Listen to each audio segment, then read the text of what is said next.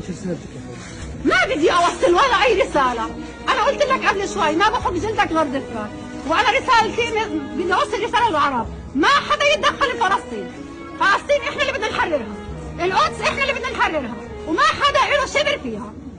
القدس إلنا احنا بس، القدس قضيتنا لحالنا. اعطيناهم فرصه اكثر من 70 سنه انهم يوقفوا جنبنا ويساعدونا بدنا نرجع القدس ونحررها. ما حدا ساعدنا ولا حدا وقف جنبنا، ولا حدا وقف جنبنا، ولا حدا بده يتدخل، ولا رئيس ولا جندي ولا شعب حتى. لانه لو الشعب له الخاطر يوقف جنب غزه بيقدر يسكت حكومته. كله متخاذل.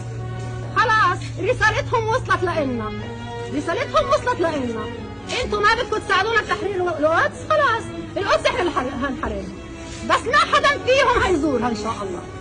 لو ما حررتها انا هيحرروها اولادي، لو ما حرروها اولادي حرروها احفادي.